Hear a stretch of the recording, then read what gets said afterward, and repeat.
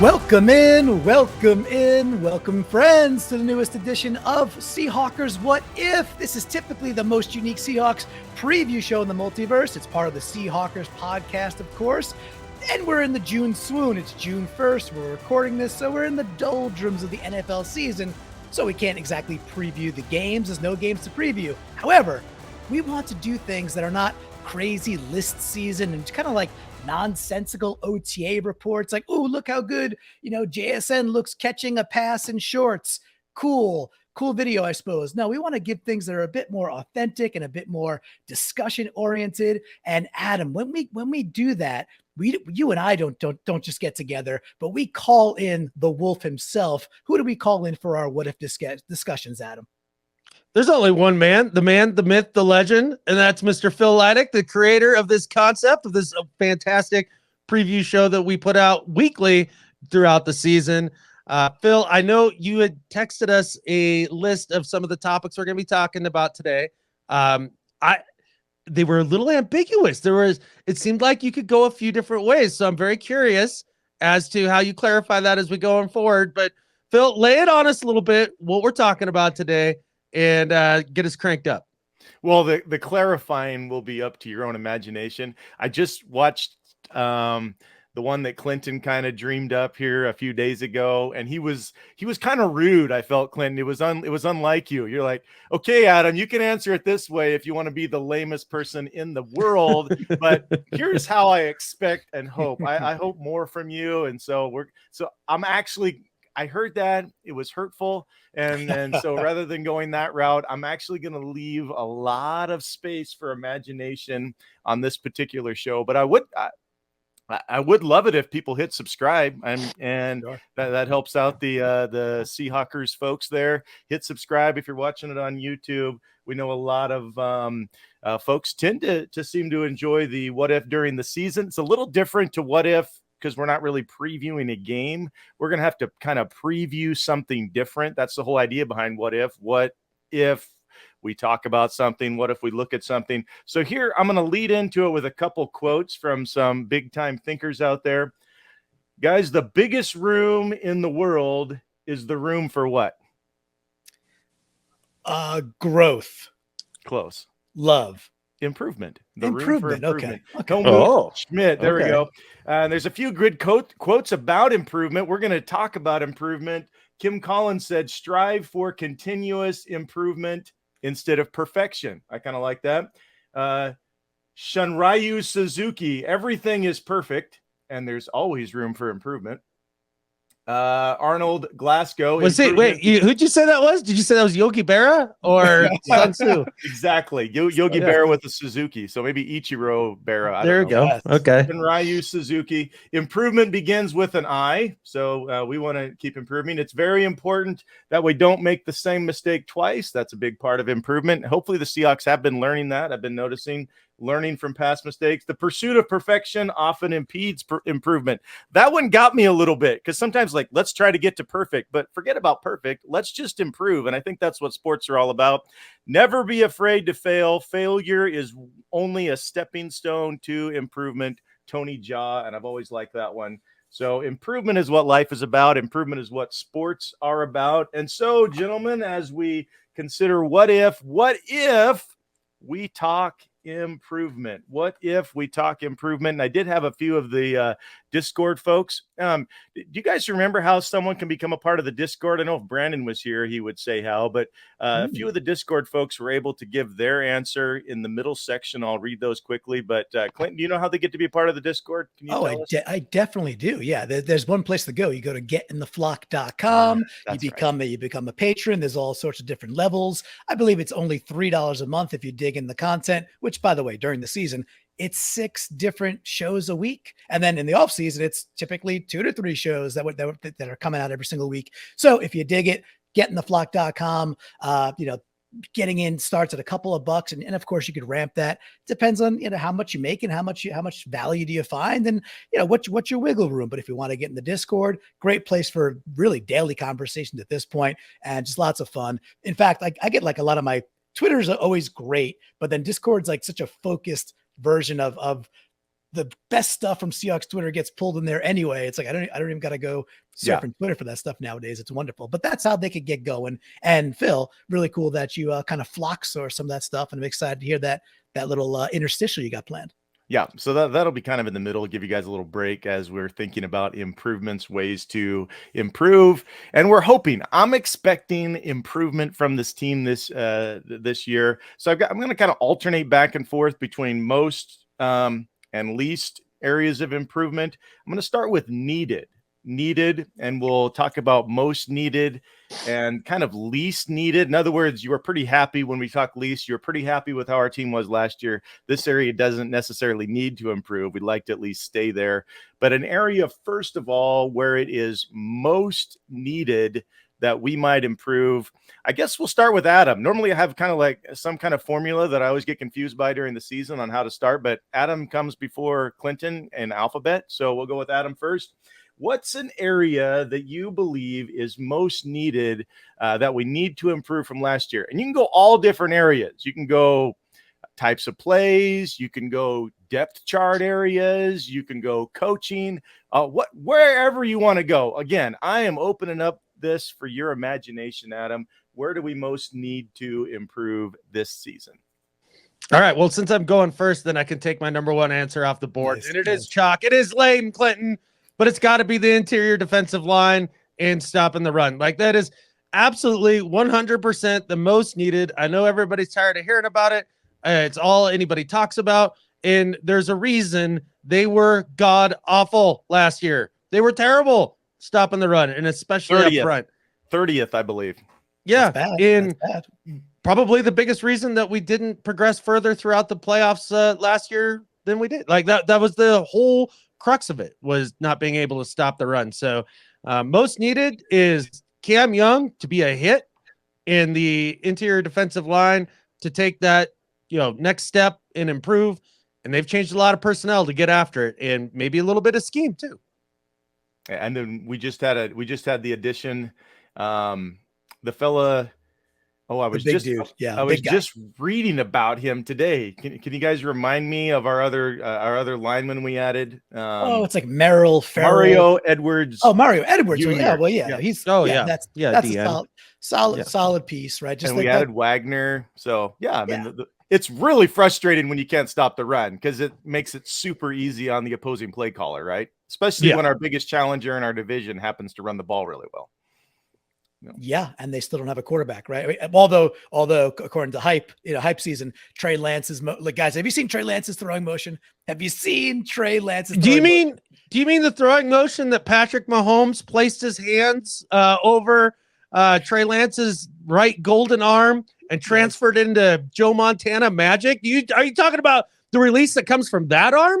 Exactly. Oh, wow. That fountain of eternal football, hose youth there. Yes, that exact transformation that supposedly is taking place. If Trey Lance is not a scientist, I'd love to see his throwing motion a lot if we play Trey Lance, because what I don't want him to do is run, right? Yeah, exactly. Yeah. I'm not a scientist, but I didn't know that you could pick up how to play quarterback through osmosis. I didn't know that was a thing.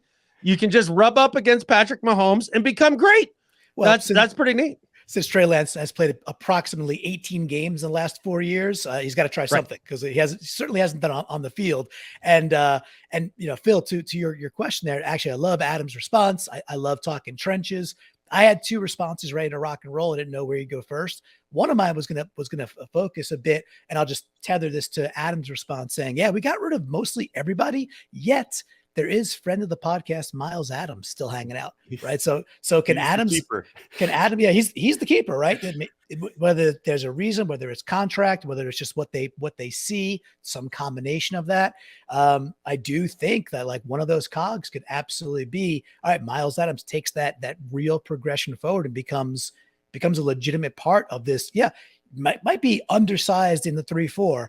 He didn't play that way. He played pretty big. He's a good violent player. So he's disruptive. Yes. Did you like him in holding up against the run? I know he's disruptive. I think he was pretty good. I don't think he was he didn't seem like a minus against the run. He seemed like at least average. And then he was quite disruptive in other scenarios too. So, and still on the up, which I like, right? So that was just a little tether.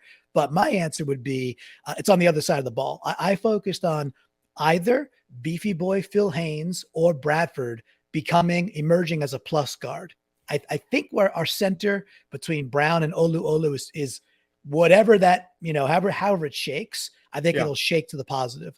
That other position, Bradford or Haynes, if they just become a plus along with the rest of that line, to me, that is such a key for most needed thing, because it goes back to Adam, the stuff you love talking about, which is, hey, can we run the football with a lot more efficacy? Can we not be boom or bust? Ken Walker could be more boom than bust. He needs, you know what? He's not Superman. Sometimes he acts like it. He actually needs some blocking. Otherwise, it's -2 yards, -3 yards. And that's not all on Ken. People are like, oh, he doesn't hit the hole. I know that. I know he's super patient. And then he waits sometimes a little too long besides just going upfield. I get that. He showed improvement there. A lot of times it didn't matter. You're getting smacked 2 or 3 yards back. I don't care who you are. Even if you're Barry Sanders, doesn't matter. You're gonna lose yardage. So to me, that's who it is. It's Bradford or Haynes being a plus, not a Pro Bowler, just a substantial, nice upgrade at the guard position. And I think it puts us in a really nice position for the year. And it helps Gino in two ways, right? If he can trust that fence that he can step into, that it's going to be safe, where he can step into his throws. But also, if we're making it hard for them to stomp the run, then that opens up things a ton for Gino, whether he's thrown over the middle of the JSN and Noah, or, being able to have confidence to go the outside. If he has those three, that fence is holding up. Massive step forward for us this year. Any thoughts to add on Clinton's most needed improvement, Adam? The guard position? Yeah, I love the pick. And it's funny because when I first looked at the question and what we were talking about here, I thought about it in two terms. One, what would ultimately be like the most impactful thing that they could improve on, the thing that we just need so much. And then the other thought was, but how do I think it's actually going to go? Like, what is out of those things? In so that's I was thinking the likelies, though. Yeah, in terms of like, how I think it's going to go. I don't know that they're going to be all that improved on the interior defensive line. So if that's the case, then they really need the offensive line to come together with the rooks up front, or, Haynes and Brown, or whoever the combination is up there, to really make the offense a top 5 unit. They can do that. That can really help protect the defense and keep them off the field, hold the ball a little longer, be able to run the ball, all that good stuff. And so that was kind of I had 3 options for that question. Sure. And that was number 2. So Clinton, get out of my head. So if those are both most needed, interior O-line, interior D-line, what's your I'm not going to do this on every question, but what's your confidence percentage-wise that it might actually happen this year? Because you say this is what we need the most. What's your confidence that it could happen on either of those, Clinton? I'm bullish on my selection, for Bradford or Haynes being a plus guard, just because you got 2 dudes. Like, hey, that's 2 guys that can do it, right? Like doubling up there. Chances are one of them will be a little above average, and that's a plus. So that to me is probably a good 7 out of 10. Pretty good. And what about the run D? How confident are you think that could happen? It's less, only because there's so much shakeup, and we still don't know exactly. Adam, you talked about it last time. Is this 3-4? Is this 4-3? Is this over under? Is this bear front? What are we? What are we actually? Yeah, right. Exactly. What are we actually playing, and what's our purpose? What are we trying to aim for as a defensive unit, defensive line? With that, I do think there's sincere talent everywhere anyway. So I'll still put that at a 5 out of 10. I think it's maybe a smidgen over where it's still fairly likely. How about you, Adam, on those 2 most neededs?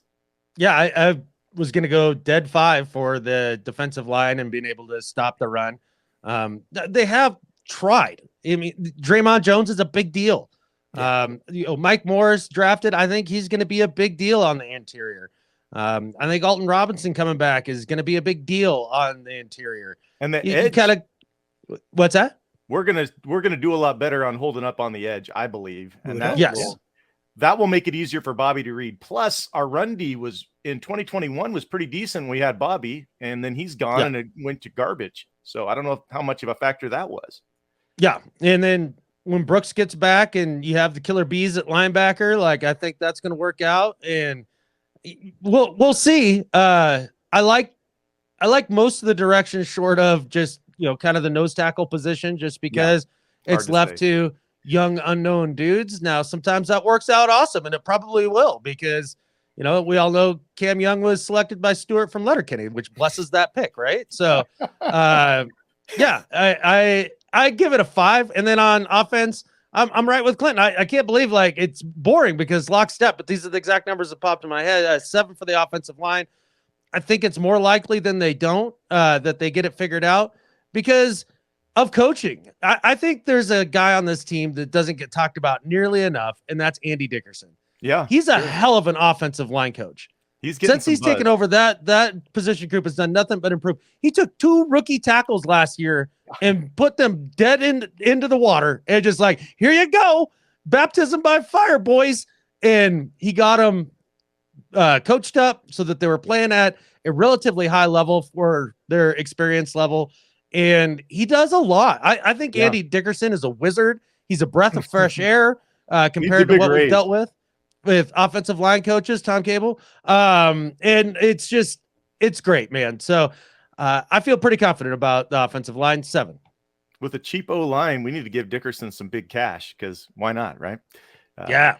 All right, so let's go to the other side. This is an area you'd say after last year, we don't need to improve here. We need to improve here least. And you can go, again, we're not locked into position groups or whatever. You can go types of plays or whatever, but you say, this area I'm satisfied. I don't want to get worse. I like where we're at. Clinton, go first. What's the least needed to improve off of last year for our team? Yeah, no, this was fun. So, and like you said, when you sent over the questions, if you will, it was just a sheet of paper that was least needed and most needed, and you said take it, which was great. I appreciate the trust and less guardrails. So when I saw least needed, I focused. I tried to think about personnel and just different ways in which we were successful last year. Yeah, and where do I think we'll take a step back from that, and why is that the case? So the package that came up for me is where I went to was 12 personnel, right? So 12 personnel, for those that don't know, that means the 1 in 12 means 1 running back, and the 2 represents 2 tight ends. So 13 personnel, 3 tight ends, right? 11 personnel, 1 tight end, 1 running back. And that's how it goes. 12 personnel specifically, because I just don't see where you get all the footballs. Where do they all go? The 13 personnel last year was really interesting. We did a lot of dynamic and really fun, just almost like Houdinitry, if you will, just trickery out of 13 personnel. And it'd be that little boot right by Gino, and he's then good at it. Yeah, then levels concepts between our 3 tight ends, and lo and behold, one of those 3 was almost always open, to the point where middle of the year last year we stopped doing that play. We're like, what happened? Nobody stopped it. We just stopped running it. And what are we seeing that's not allowing us to run this? And then we brought it back at end of the year, and it was really good again. So I don't think that goes away. With JSN, I think we get a lot more 11 personnel, maybe even jumbo, 2 running backs, 3 tight ends, and we bring Charbonnet out there with K9. Cool. Let's see some of that too. So something's got to go. And I think that something becomes 12 personnel where I didn't think we were as fun and dynamic and unpredictable as we were in the 13 package. So I think we're cool there. Let's lower that volume, if you will, do more 11, but please keep that 13 personnel. I don't want to see that go away. But I was thinking least needed. We don't need as much 12 personnel. So you read it differently than I was intending, but that's a cool point that you make there. Even though we are Seahawks and you'd expect 12 to be a key cog in our team, you're thinking this isn't needed anymore. So rather than least needing improvement, you're saying least needed on our team now because of the type of personnel. I thought it was interesting how much 13 we ran with only 3 tight ends on the roster. Yeah. It's weird to put a package like that in a position that easily gets injured at any time. You will have one less tight end, and they actually had it as part of our unit. So least needed, you're going with 12 personnel. It's not needed that much anymore. How about you, Adam? I guess you can go completely different like Clinton, or if you're thinking along the lines that I was, an area that we don't need to improve on. We just need to at least continue at last year's level. How did you take it, Adam? Go ahead. You answer it how you will. Yeah, I took it as more like a position group. So for me, the area on the team that needs to improve the least is the wide receiver room. Yeah. We have two great receivers that before JSN. Yeah. And they were highly effective all of last year. Gino in the passing game was the strength of the team. If anything, we need to dial back on the passing and get the running game cranked up and more consistent week in, week out, so that we can run a little more ball control offense, so that we can keep the defense off the field, so we can play a little more balanced all the way around and complete the circle of toughness of football. So I think that the receiver group, while, the addition of JSN is fun, the reemergence of the unstoppable D. Eskridge and the OTAs, all that stuff, it's going to be new favorite. Yeah. It's going to be a group that's going to look good. The bar's already so high that I don't know that there's much room for improvement for those guys. So we have a lot of other things on this team that we desperately need to do better at than the passing game and Geno Smith. That was the strength. Yeah. So you're saying we didn't need to improve, even though it might have gone from like an 8.5 to a 10. We didn't really need to improve it as much. So that's a good point. That's a good point. Did you have anything to add on that as far as the receiver room didn't need improved, Clinton? I still think that I still love the draft pick, right? So absolutely. Yeah. And I'm not saying Adam's saying he doesn't. I just think the third wide receiving weapon was still a Marquise Goodwin did a nice job, but he was really a great 4. So can D. Eskridge be or Derek Young be a really good 4? And we got this trio now. I think it's highly likely. So I think we're going to see those benefits of just being just really, really difficult to get off the field. These guys are good, man. I'm super excited about it. So I don't disagree. That's probably not the least needed. But sometimes it's the thing that's going to show out like week 1. We're going to be pumped up when we route. Who are we playing week 1? Who do we got week 1? Oh, the Rams. Oh, Yeah. I think we're going to win that game 37-13. So it'll show out there. I think, Adam, JSN's going to help our run game more than you expect. I think he's going to really improve the run game, because those guys over the middle are going to really have to be aware of his routes, because he can take it any direction. So up against zone, just him routing is going to open things for Ken. That's how I feel. But I like it. There's a couple ways to look at how to run the football, right? And one is to get people spread out, create space in that sort of thing. And then the other way to look at running the football is to get big and cram it down their freaking throat so they have no say about it whatsoever. Yeah. I tend to prefer one, but you can spread them out and do that. I mean, that was the run part of the run and shoot, right? Which shoot didn't win any Super Bowls. So, but Barry did pretty good with it. Yeah, and the Todd Gurley, years when he was the monster that he was for that 2 or 3 year stretch. 11 personnel. They were out there in 11, and he killed the league. So maybe we could replicate some of that or get a little closer to that. And I think JSN can be a little bit of Cooper Kupp. That gives Ken a great chance to be Gurley. And I think he can be. Yeah. Okay, we're going to go to our next one, which is most and least likely. So quickly, I had 3 people respond in the Discord. As far as most or least likely, Design Peach Beach House, she is a regular writer in there in the Discord. She said most likely to improve. I know Clinton and I agree. Third down between Charbonnet, JSN, and K-Mac, likely to get much better. Of course, there wasn't much chance of us getting worse. That's an area that needed, and I think is likely. Lloyd Zilla said most likely to improve is our run defense. For once, it can't get any worse. But free agent signings and draft look better on paper than last season. So that's encouraging. Least likely to improve is the tight end play. No change, and don't see us using them as much this season now with JSN. Boy, these guys were in our heads, I think. Yeah. James Cronshaw, least likely to improve. Pete's use of the timeouts. That's 100%. That's a solid one right there. That's a quality answer right there from James. Okay, Adam, now it's your turn. We'll go with least likely first. What if we talk improvement here? Least likely to improve, you would say, is what, Adam? Well, the answer was stolen right out of my mouth. It was the tight end group, just for all the reasons that our little flocker stated right there, right? They're such a smart group of listeners, that's for sure. Because just to Clinton's point earlier when he was talking about the 11 personnel, 13 personnel, all that stuff, yeah, I think they're going to have a lot less time for the tight end to be on the field, a lot fewer snaps.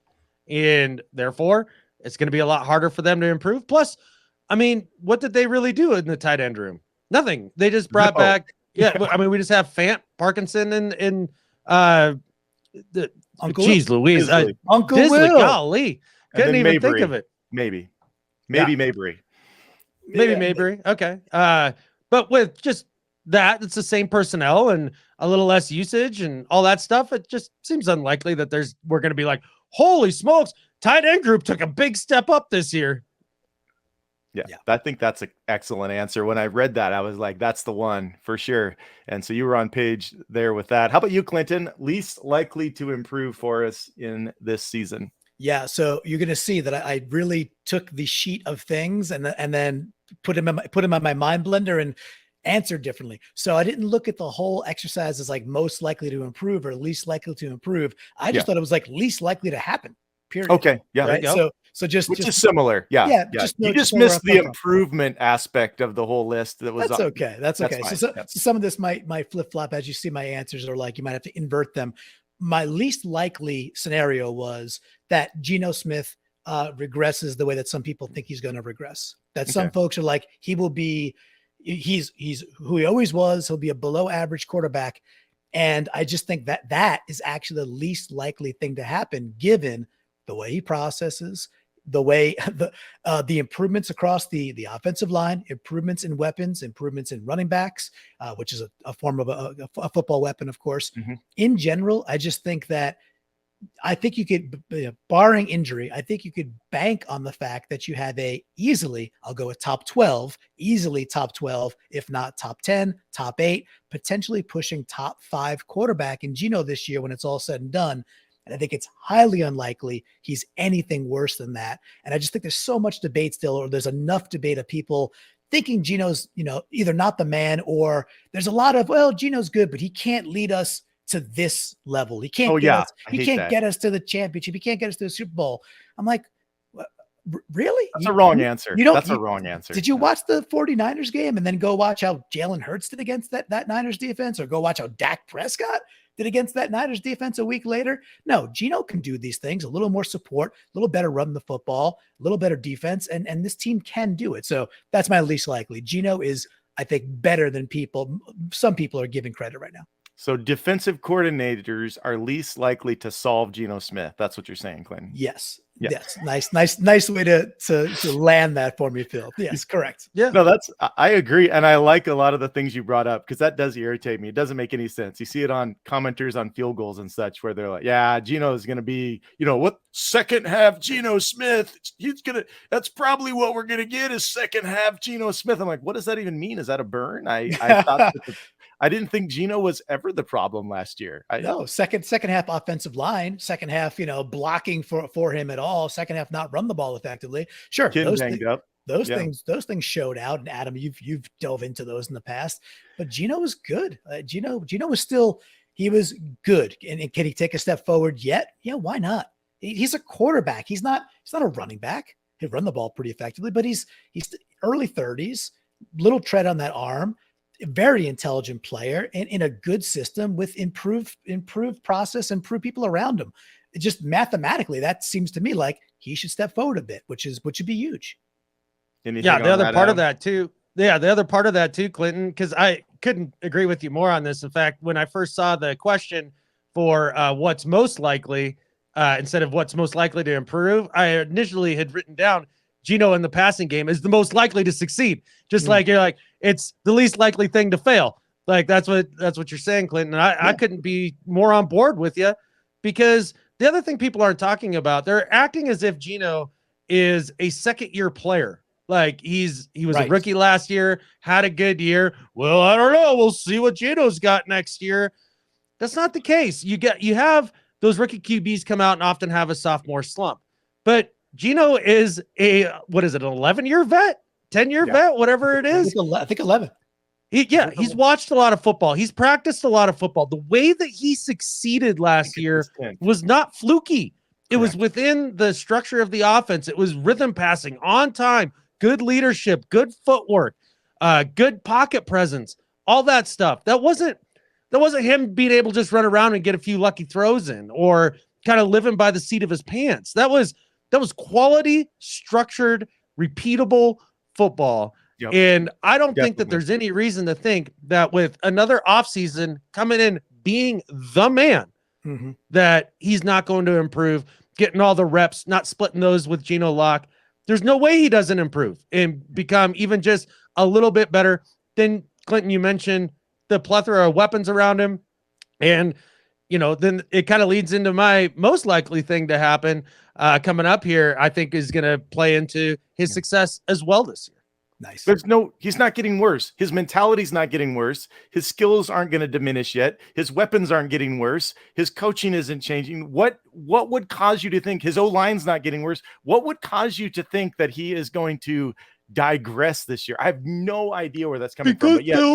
Because Phil, he was the backup for 13 years, and he can't be a starter. It's ridiculous. He couldn't beat out like Hall of Fame quarterbacks. He couldn't beat out Eli Manning, Phillip Rivers, and a prime Russell Wilson to get on the field. He stinks. He can't be good. Yeah, he is starting his 11th. He is starting his 11th year for the inquiring minds that want to know. He was drafted the year we won the Super Bowl, so maybe that'll have some beautiful symmetry for us. Symmetry, yes. Okay, most likely to improve. Clinton, I believe you're first this time. Sure, I'll go. Okay, so remember, invert this, right? So invert I'll the fix way it after you answer. Clinton. Invert the way I absorb these things. So again, for my brain was most likely to happen. Period. Okay, got it. That's fine. So, but it could have with some improvement, right? It could. However, my answer is going to be this one might be a little spicy, boys. Careful. Okay. This one in particular, I think that it's highly likely that we see some Tariq Woolen regression. So a potential sophomore slump for a guy like Tariq Woolen. And there's some reasons there.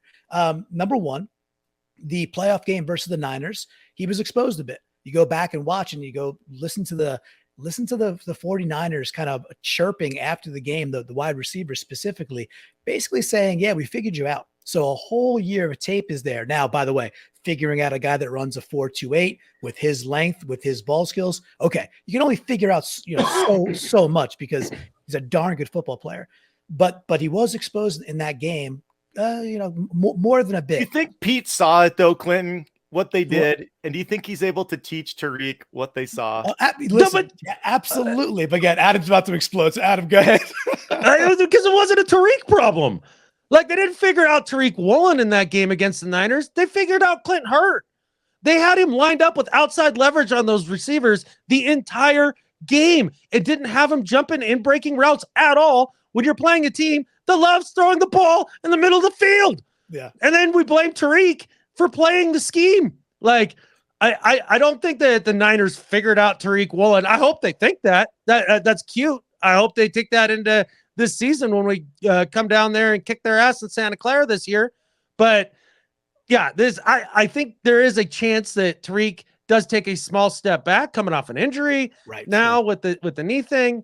And then, the league figuring you out a tiny bit, but the idea that the Niners think that they just torched Tariq Woolen and it wasn't a scheme thing is freaking laughable. Those guys are clowns. So yeah, I know that I knew this one would be a bit spicy. But Adam, you mentioned it, right? He does have an injury. He had all of a sudden a ghost injury walking onto the field that required an arthroscopic cleanup. Okay, what will that do? And then I think the final thing is then we're pairing him with Devin Witherspoon. So where do you throw the ball? Really? I mean, it's a really good, it's like baseball, too much pitching, right? You have too many pitchers. That's a good problem to have. Devin Witherspoon's a thumper. Tariq is a little bit more finesse play. So I think he's going to get a few more balls his way volume wise. And I just think from a numbers perspective, if we look back, like, oh yeah, he had a nice season. And that's probably that could be a really nice reality, but it might not be that continued trajectory of holy crap, this guy's all pro every single year. Very difficult position to sustain that. So I just think there's likely a bit of a sophomore regression. I won't call it a sophomore slump, just because those things line up for me. He's still a heck of a ball player, everybody. So don't, put the pitchforks and the torches away, please. But overall, you think that the cornerback room is most likely to improve overall, or do you not even think that? No. The whole DB room, I think, is on the ascent. Yeah. It's so while Tariq can regress, you still think the DB room outside corner is likely to be an improvement for the team this year. And listen, regression could be a couple of things that are like the standout stats. What if he only gets 2 interceptions? Well, that's likely. He gets 2 picks this year, right? Okay. And there's going to be this bellowing of, oh, he wasn't quite this, he wasn't quite that. So there's ways in which he might appear to be regressing, or even regress a tiny bit, but it won't matter. It's certainly the structure of that unit across the board should be improved, and should see a nice ascension. Well, one of the quotes at the beginning, we talked about failing forward. I mean, if you're going to fail forward. I think Pete is phenomenal at helping people fail forward. So if he did see some things, hey, you only had these tools and that's why they were going at you this way. Let's pick these tools up this offseason so you'll be ready next time that we play them, because you were brand new. We had you learn this skill. So we just had you hammer that skill. Well, they figured out that that's what you were hammering. Now we're going to put this in your box. And sure. So there's a chance overall over the course that he could still improve. Oh, yeah. I see your point, Clinton. I'm just not sure that it's going to be right. Adam, how about you? Most likely to improve for our team this year? Most likely to improve this year for the Seattle Seahawks has to be protection on the edge for Geno Smith. Okay. It is absolutely, without question, 100% happening. It's going to be even better this year. Awesome. Cross and Lucas coming into their second year after having a full offseason of only having to focus on getting ready for NFL football the upcoming year. More time in the system, more time with Magic Man Andy Dickerson. I just think, and also too, when it comes to linemen, it's not often that linemen do well and then just backslide all of a sudden. Like, that doesn't happen very often. It's more likely that offensive linemen, if they show well their first year or their first go around, they usually build on it pretty progressively. I always joke, it's not always a steady, climb to awesomeness, each and every year. Yeah. But of all the positions that kind of has the best chance of that being is, I think, offensive line. And I think Cross and Lucas have all the skills in the world, all the ability, the right coaching, a good offseason. Coming in, they left last season without any major injuries, like no big surgeries, none of that stuff. That's huge. So you can put all your time into your offseason program. I am so bullish on the 2 young tackles. It's the anti-sophomore slump. It's going to be a sophomore super season for Cross and Lucas. I love that. Any response to that all, Clinton, or you just want to go with yours? Well, just the little caveat that, and I love the answer.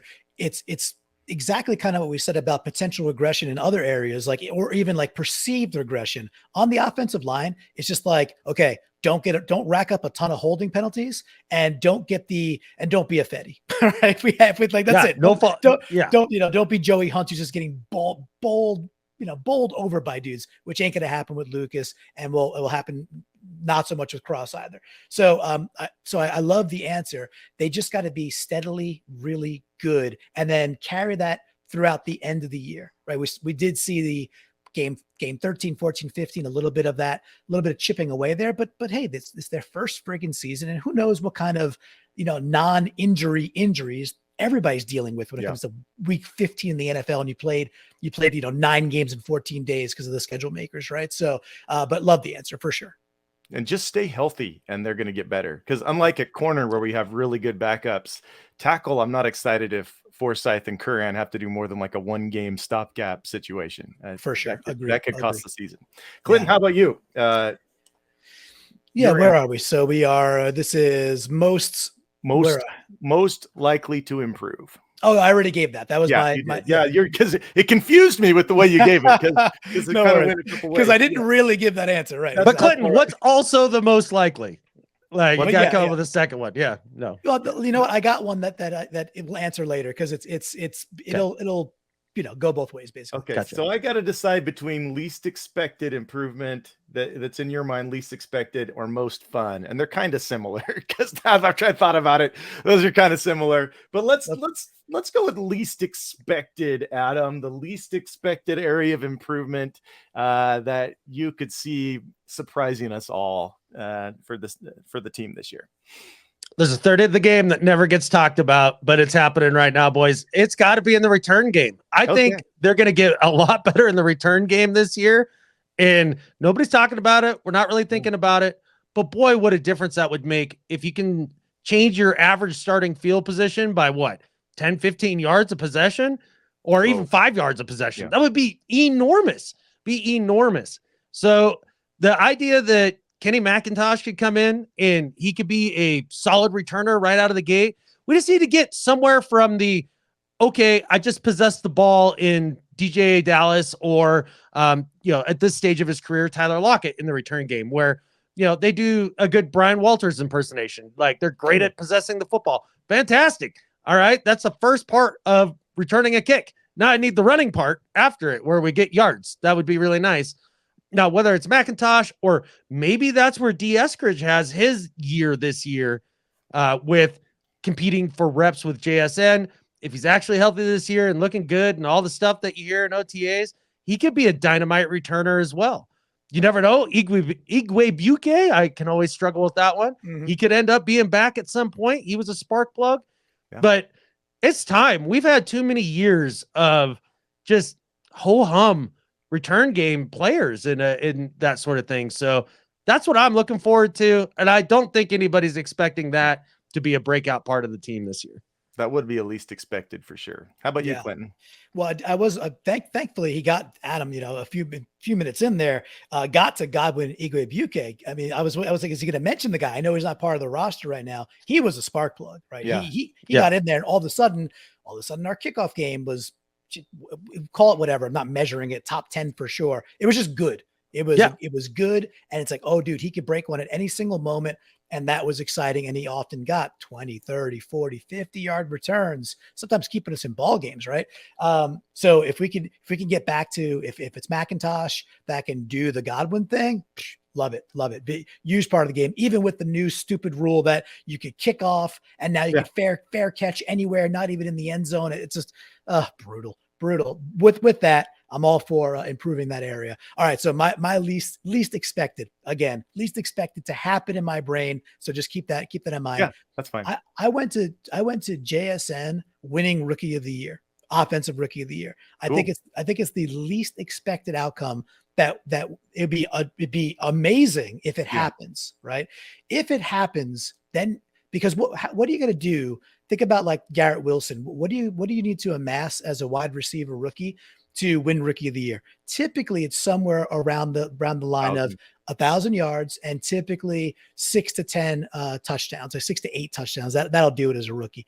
And no matter how I slice the math, I have a really hard time thinking that JSN can get over 800 yards receiving this year. Sure. Because you could, as long as they're healthy, you could basically pencil in DK and Tyler for 1,000 yards plus each. Maybe one gets to 11 or so, and you could pencil them in for somewhere between 7 to 9 touchdowns a pop. So you look at that, and the ball's, we're going to run the ball and we're going to get some stuff to the tight ends, although that might diminish a little bit. And I'm just like, okay, how many times is Geno Smith going to throw it? He already broke the Seahawks record for most attempts last year. Sure, maybe it dials up another 10%. Cool. I just don't, and I love the pick, but I'd be ecstatic if we're like, holy crap, JSN won offensive rookie of the year. But I think looking at the math, it's the least expected thing that I could think of right now. Because, award givers, they're like, okay, let's look at the stats. And then they just check it off and it's over. To me, JSN's benefit is going to be keeping drives going, third down, right? He solves third down for us, opening things up in the run game, preventing DK and Tyler constantly getting double coverage. He's improving for the whole team. That's not going to be how they factor in awards. They're like, okay, does he play in a big city with lots of fans? And does he have big stats? Check. That's our guy. Yep, exactly. So, and I don't think I'd rather have the scenario you painted, right? All the things you said, but not be the glorifying the stats for JSA because they don't matter. They will not matter. If he does the stuff you're talking about, this is probably a 12-win team. And that is like, okay, cool. If we're a 12-win team, we're highly competing for the division, if not winning. Then Gino is an MVP conversation. Now we're talking. Yeah. Love it. If JSN does the things that I hope he can do and expect him to do, then Gino's going to be more in the conversation for getting another award that we would love to see. Yes. Did you have anything to add to his, or should we go to the final question, Adam? Yeah, I hate that one. I hate it with passion of 1,000 burning suns. And the only reason is that if JSN wins rookie of the year, offensive rookie of the year, that means either Tyler or DK got hurt. Oh, like that's what that means. A great season for JSN is just like you guys are talking about, all the things that we want out of him and his ability and all that, to be the third complementary piece, the chain mover, the jitterbug inside, all that stuff, to be maybe that 600 to 700 yard receiver to the DK and Tyler show. That's what I want. And if he ends up being offensive rookie of the year, I mean, something else bad kind of. So I'd rather not.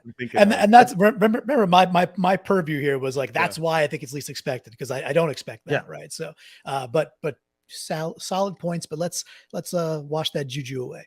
Final one, Clinton. I know you got to get back to work soon. Yeah, most fun improvement. If we improve this, it'll be the most fun. And I'm just going wide open. So you can say a ridiculous answer, whatever. I don't care.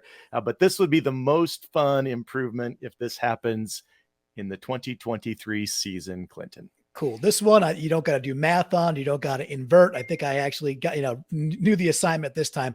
My most fun in my brain is if K9 and Charbonnet combined are 2,000 plus yards. If they're over 2,000, Adam's rolling his eyes, be like, yeah, he's like, you took it off the board, it looks like. But if those dudes are 2K or higher, and it could be higher, then a lot has gone right. That's the kind of team that gets us back to the, I know they're not Marshawn Lynch, but that gets us back to that 2013, the game manager running the ball. Yeah, 43-8, right? 43-8. I have to remind people like how dominant we were. And we scored a lot of points with when it was a Marshawn-led offense with a game manager at that point in his career, Russell Wilson, and some nice wide receivers. This wide receiving crew is better. 2K plus for those dudes. That's a team I want to watch. That is a team that's a team where if we had Marquise Goodwin, he'd be doing lots of backflips at the end of the game, the victory formation. That's a team that is likely competing and maybe winning our division. And if we win our division, we can make a lot of noise, man. Not just literally, because 12s are going to do that anyway. But that's what I want. That's the most fun thing that can happen. Be back to an offense that just runs the ball so darn well. And Adam, I could tell that maybe you love it, and you have some things to say. Oh, yeah, just you took it right off the board there. I don't know. Can't read, it's too bright. Yeah, it was the K9 Charbonnet combo. That was definitely my most fun. I mean, wow. If those two guys are running wild all over the NFL, we're going to have a amazing season that is going to be a joy to watch. But if I have to come in with a runner-up on that one, the next improvement that would be the most fun for me is a dominant pass rush that is sneaking up on the entire NFL this year. Yeah. And I do think this has a lot to do with the Draymond Jones signing. Everybody, we talk about interior defensive line in terms of stopping the run, and rightfully so, but they also need to get pressure. And that's who this guy is. He's not going to help us a ton in the run game. He's going to be adequate. That's fine. But where he makes that big contract that he just signed is rushing the passer up the middle. We've talked about it 1,000 times, getting that pressure up the middle, allowing the edge defenders to, come around the edge and clean up what's left over with the quarterback drifting back. It also reduces or, makes that clock in the quarterback's head tick a little faster and make worse decisions. even the greatest quarterback of all time, Tom Brady, he struggled when you got pass rush up the middle. Yep. Draymond Jones is that dude. And if he can be that dude, which I feel pretty confident that he will, man, pass rush being unleashed is going to be awfully fun. Then you pair that with the dynamic duo back there at corner in Woolen and Witherspoon, and holy smokes, all of a sudden that pass rush makes watching this defense a lot of fun. There's a lot of places our pass rush could be super good this year. You think about Chinna when Jamal gets healthy. They got a good rotation besides Chinna. I mean, Chinna is the consistent one. Good rotation of guys that I've got confidence they can rush the passer. My concern is our stopping the run, like you said earlier. But I think a lot of these guys can really put the burn on the pass rush. If we can just get some difference makers up the middle, where's the quarterback going to go? And he's not going to have that quick out, like you said. I love this. Could be a lot of fun. Yeah, that's Draymond was in our last discussion. We did the kind of the keystone players, and he was my number one. He was my obvious keystone for all the reasons, Adam, you just said. I'm super. I don't know about you guys. Like this entire conversation got my shoulders up in a good way. It's like I'm feeling very, very confident and fun about this entire discussion, even if I misunderstood the assignment a little bit, which is okay. How dare you, Clinton? No, yeah. Fun answers. See, yeah, instead of saying you misunderstood and all that, just say that your creativity couldn't be bridled. Like it was. I love it. Thank you. Yeah, that's the way to open the aperture, the correct way there, right? So, or the more effective way, I should say. But this was a super fun discussion. So, folks out there, again, this is Seahawkers What If. We tend to do these open-ended discussions, and Mr. Phil, he is the protector of the Seahawks multiverse every single week during the season, including preseason. Last year we did it too. I'm sure we will this year. We do. I love preseason. Yeah, it's so much fun. We get to see so many players, but we do these previews this way. It's just part of the Seahawkers podcast network. And again, 5 to 6 shows a week during the season, 2 to 3 in the off season. Even in the June swoon, we're putting out what we think is creative and out of the box content, and not just the nonsense of list season or look how this dude looks in OTA shorts, et cetera, et cetera. He's 15 pounds heavier. He's 15 pounds heavier. Best shape of his life. That's it. He's lean and mean. Yeah, Russ is lean and mean. Eat the bread, the whole thing. Or Tua put on 15 pounds. I love that one, by the way. Tua put on weight so he won't get concussed. Not sure it works that way. In the medical world. So there's more mass when his head's getting drugged to the ground, and now he's slower, so he can't outrun guys. I hope the dude never takes a hit to the head, a brutal one ever. Again. But 15 pounds does not make him less, susceptible to concussion. Did he put on 15 pounds by putting on a Guardian cap? Is that what happened? Exactly. Is he going to play the whole season with one of them? They ought to play with those biodomes. Just make it official already, right? Instead of doing stupid fit, you could fair catch a ball fair catch a kickoff, not in the end zone. Stupid. Put those dome things on their heads. Let them just go hit each other because they hit hard and actually reduce injury. And we'll get used to it in the half season, being like, oh, their heads look kind of funny. Half season later, no one would give a crap and people wouldn't have concussion injuries. That might be a solution. But no, let's take away a cool part of the game. Lame. Oh man, I didn't realize that this fair catch rule had stuck in your craw this kind much, of dumb. Clinton. Like, I don't think it's going to have that big of an effect on things. I'm fine with the punts only rule. Let's go to 4th and 20 every but let's think about it in practice here real quick, boys. Yeah. So on the kickoff coverage, let's say you field a kick at the 6. Are you fair catching that? Well, you're going to get shot by your special teams coach if you do. I'd say the average NFL player who's returning kicks for a living is not fair catching that, right? They're like, no, this is my shot. It's maybe once a game. I'm all go. So what would be the situation in which you fair catch a kickoff? It would be the only one I can think of is a pooch punt. Well, you're up 10 in the fourth quarter. You're up 10. Okay, then it doesn't matter anyways. Like I see a lot of hand wringing about this changing the rule. I just don't think it's going to have hardly any effect at all. It's going to kill comebacks. They make it even harder for comebacks with all these rules. I'm kind of annoyed that the onside is almost impossible now. That's more annoying.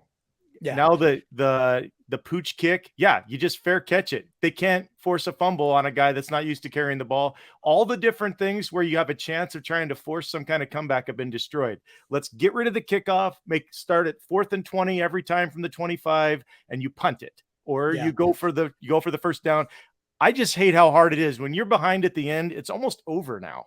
It's really difficult. I think a natural, or maybe I'm not sure if that's the right word. I have an allergic reaction when they try to remove contact from a game. Kind of like Adam's allergy to whatever. Yes, there is. Yeah. Adam is allergic to water, apparently, right? So Montana pure water. Can't take. There you go. And another reason to be on YouTube, you get to see Adam lose his lunch live, which is great. I just have an allergy, a bad reaction when they try to remove contact from a game that is innately one of the most physical games of rugby, being super physical, game that's played on earth. It's just, and this is another attempt to remove contact, and I'm like, you're going the wrong way. Like that's the opposite way of what we want to do. Meanwhile, let's jam more Thursday night football games in. Come on. That's the part that I have a hard time reckoning with. Yeah, well, I mean, it's obvious that they really don't care about player safety with the Thursday night flex stuff, more Thursday night games, adding a game to the season, all that stuff. And that's why I don't really freak out about this rule, because I just think it's safety theater. Like, exactly. I don't think it's really going to affect kickoffs that much, really, at all. I think you're going to barely see kickoffs fair caught unless you're in the end zone. Fun. They used to be fun. I actually agree with Clinton on the kickoff. Give everybody one of those special helmets, move it back to the 30, make them kick it from there when it was fun, and let's have some real football plays again, because it's really only the concussions we're concerned about, right? Isn't that it?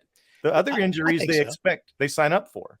Well, it's just it's football. This is you hear most of the athletes talk about it, the actual players, and they're like, look, from age 8, I knew what I was getting into. I had a great friend of mine who grew up across the street from me, who entered the Navy, and then he became a war fighter, had to go of our age, and there was different conflicts, and he went overseas. And I'm like, how was that for you? He goes, look, my first day at basic, he goes, they hand you a gun.